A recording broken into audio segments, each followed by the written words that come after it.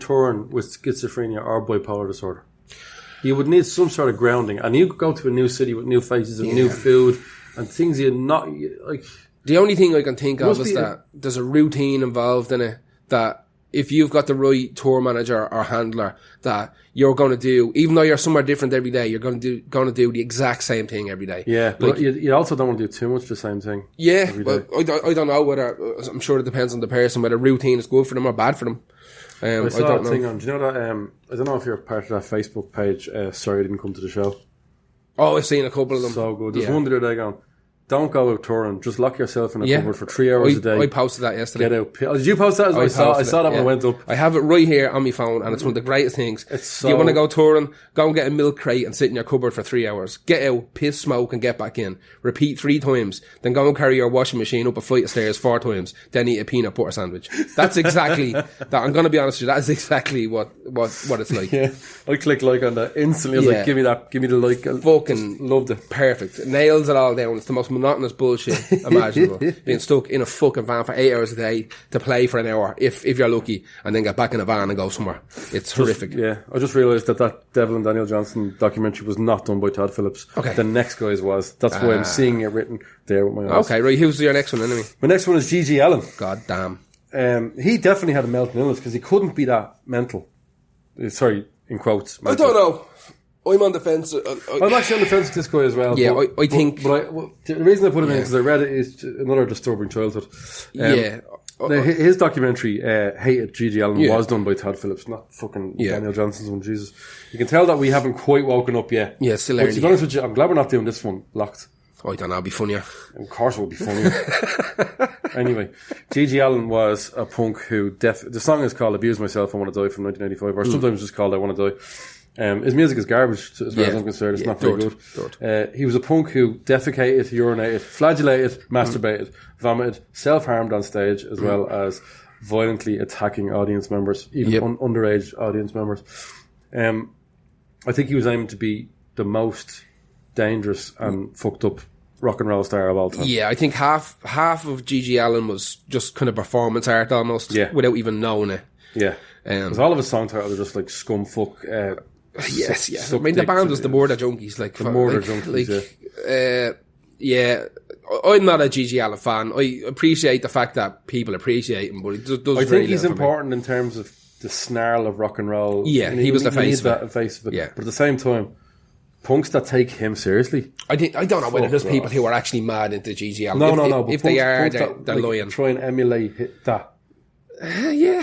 Loads of punks do. Yeah. Loads of punks try that fucking... I mean, there's a bunch of acts way back in the ever before, even like the Germs and stuff that had elements of that in there. And you do need that, but I mean, like, to the extent of what G.G. Allen did, I don't know. Listen, like, the closest thing to someone like G.G. Allen now doing the rounds is maybe someone like the Dwarves from a couple of years ago. Not so much now because they're all getting older. Or Marilyn Manson when he first came out, when he was cutting himself up exactly, on stage. But like their version of it is so sanitized and magazine covers.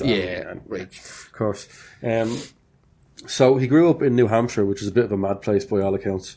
His father was a mentally ill, abusive, religious fanatic who regularly threatened a murder-suicide with the family. He goes, one of these days, I'm going to kill all of you, bury you, and kill myself. You're coming with me. Imagine saying that all the time, going, oh, Grant, can't wait to do that.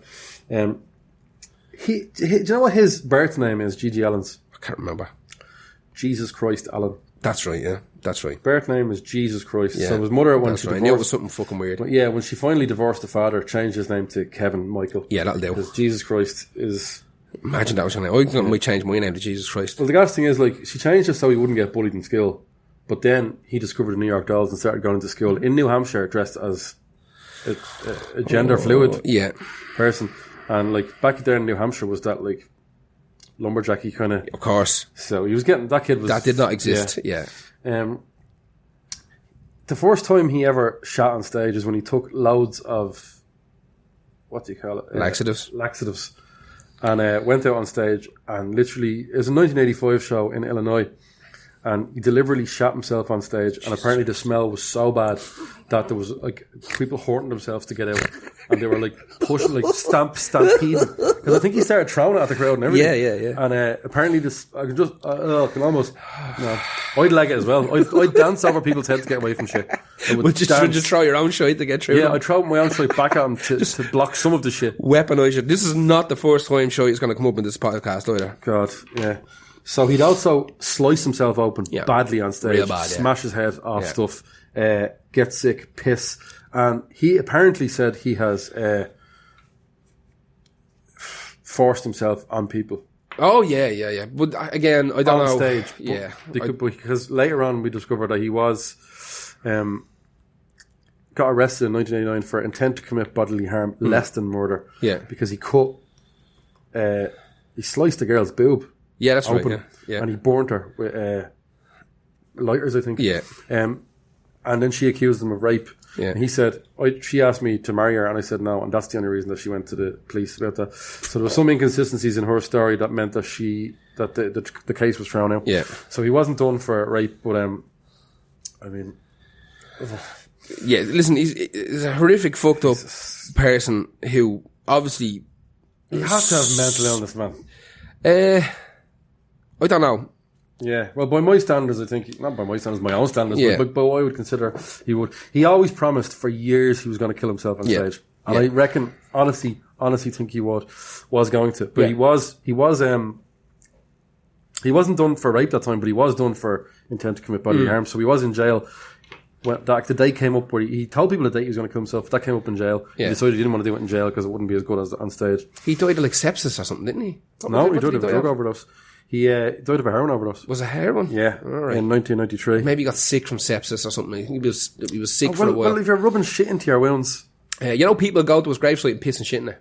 Yeah, probably. That's the thing. You go to Gigi Allen's fucking headstone and you piss on it. Wow, all right. Yeah. Okay. Off you go.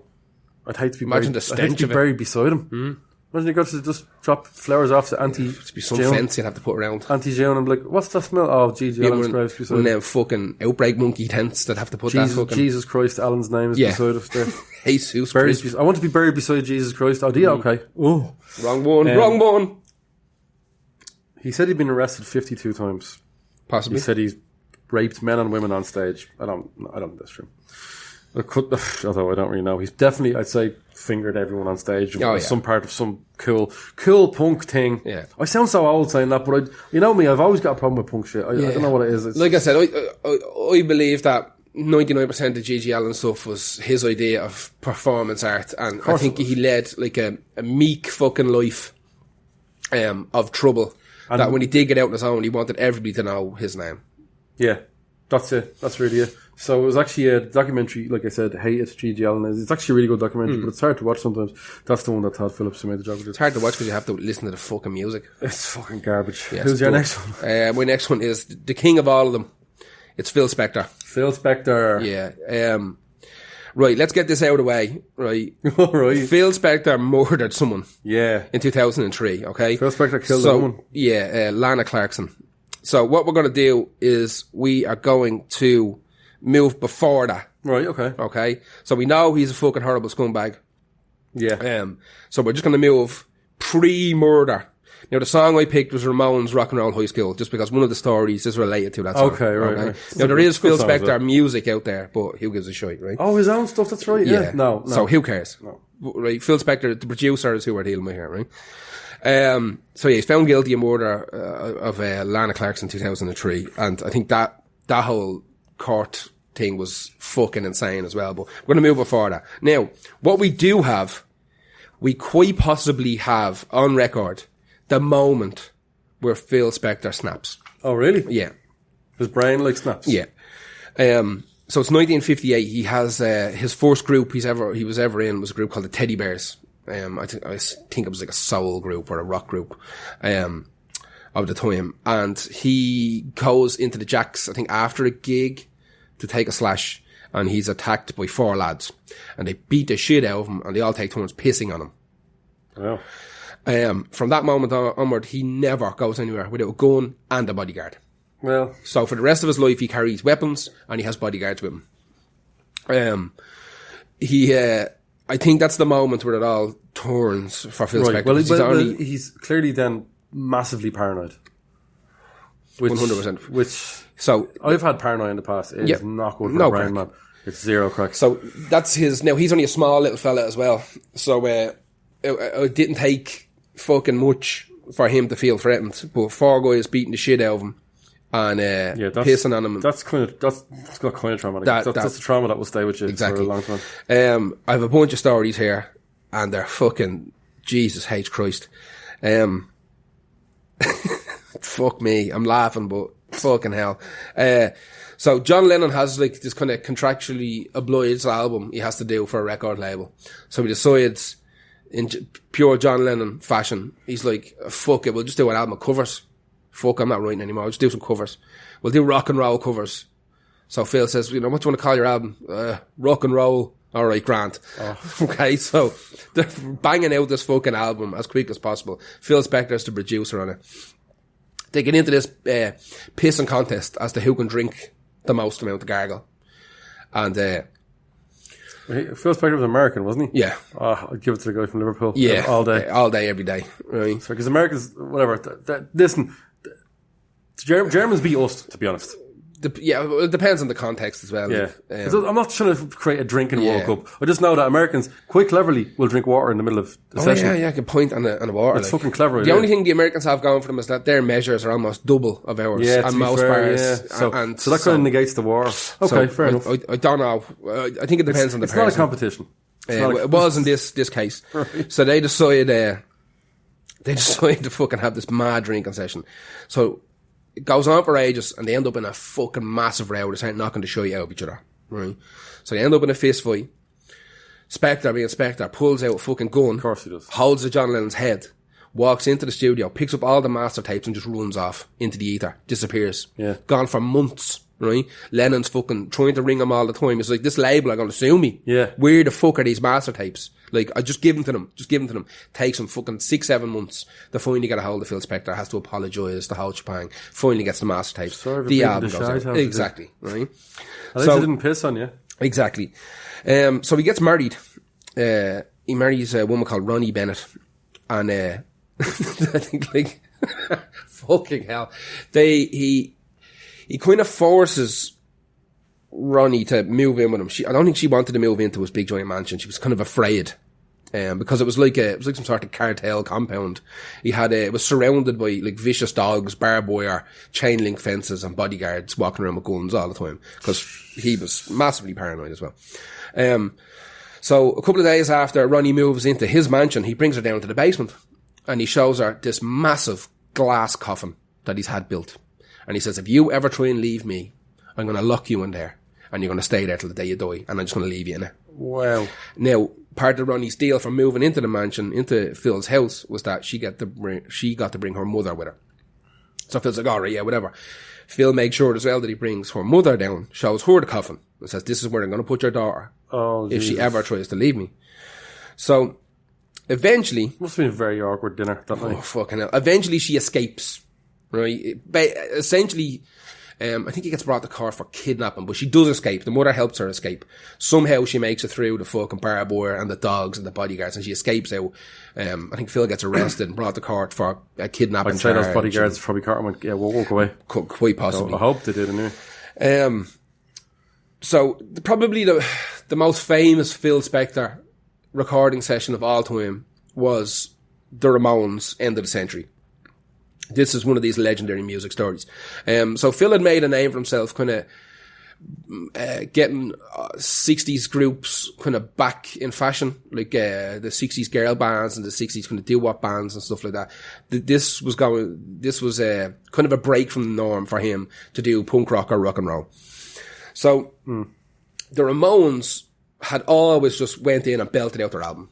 Right, they wanted, again, they were very... That raw feel. Yeah, but they were very interested in the kind of art end of it as well, that even if there was a few little fuck-ups in it, if it sounded good, it was fine. Yeah. Let's go in. The songs are 1.5 minutes, 2 minutes long. Belt them out. Does it sound good? Is there a big fuck-up? No, fine. Yeah. Bang, it's done. Phil was having fucking none of this. So... The song I put in... It has to be pristine. It has to be 100%. It's the fucking Ramones, man. They're a punk band. Exactly. So the song I put on this was Rock and Roll High School. Now... By all accounts, the very, very first note in Rock and Roll High School is just this fucking open chords, blam type of fucking thing. Phil was obsessed with this fucking chord. Absolutely fucking